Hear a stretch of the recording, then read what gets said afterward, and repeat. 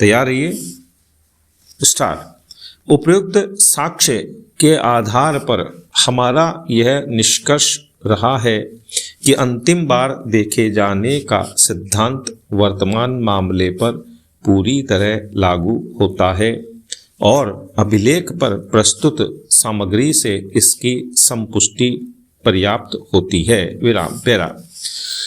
अपीलार्थी के विद्वान काउंसिल द्वारा दी गई यह दलील कि शिकायतकर्ता और उसके पुत्रों के परिसाक्ष्यों, विशेषकर अभिकथित झगड़ा जो अभियुक्त और मृतक के बीच हुआ था, में आए विरोधाभास बिल्कुल महत्वपूर्ण नहीं है कि उक्त परिसाक्ष्यों से यह उपदर्शित होता हो कि मृतक और अभियुक्त की पत्नी के बीच अवैध संबंध होने के कारण कहा सुनी हुई थी। विराम।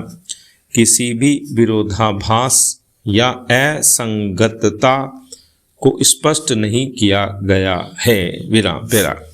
इसके अतिरिक्त इस बात का कोई कारण दिखाई नहीं देता है कि अभियुक्त का रक्त ग्रुप तय किया जाए, क्योंकि अभियुक्त को कोई भी क्षति कारित ही नहीं हुई थी। विराम। घटना स्थल से एकत्र की गई रक्त रंजित मिट्टी, हत्या में प्रयोग किए गए चाकू और अभियुक्त तथा मृतक द्वारा पहने गए कपड़ों पर जो रक्त लगा हुआ था वह बी ग्रुप का पाया गया, जो कि मृतक का रक्त ग्रुप है। विराम पैरा।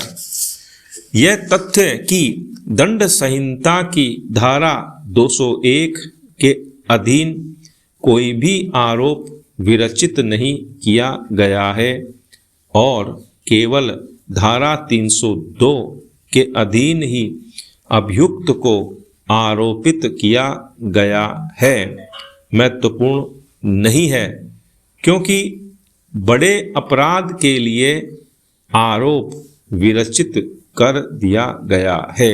विराम।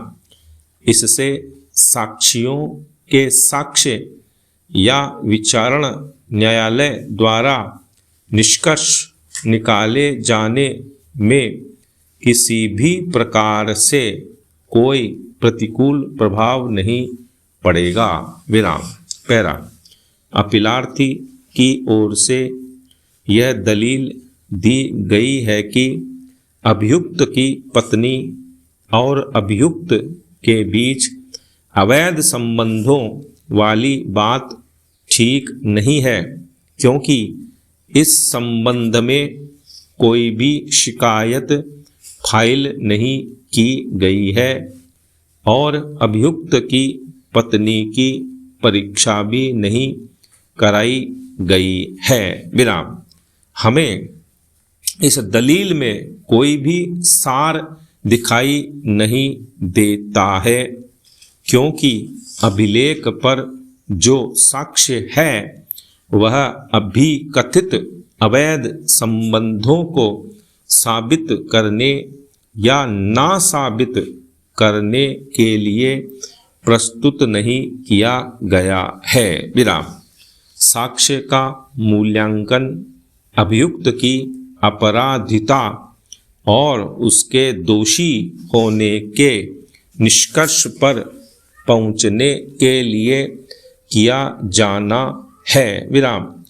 यह तथ्य कि इस संबंध में इसके पूर्व कोई भी शिकायत दर्ज नहीं कराई गई थी या अभियुक्त की पत्नी की परीक्षा नहीं कराई गई है, व्यर्थ और असंगत है। विराम पैरा।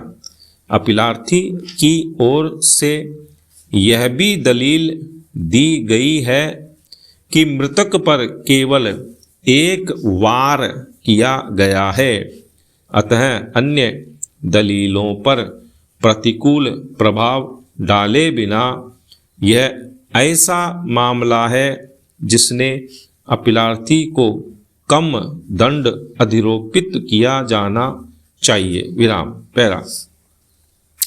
हम इस दलील से मात्र इस कारण सहमत नहीं है कि यद्यपि यह तथ्य कि मृतक पर केवल एक वार किया गया है, फिर भी यह वार उसकी कमर में चाकू घोंप कर किया गया है, जो कि शरीर का अत्यंत नाजुक अंग है। विराम। चाकू मृतक के फेफड़े तक प्रविष्ट हुआ है और मृत्यु इसी घाव के कारित होने तथा अत्यधिक रक्त बहने के कारण हुई है। विराम। मृतक को जान से मारने के लिए एक ही वार पर्याप्त था। विराम।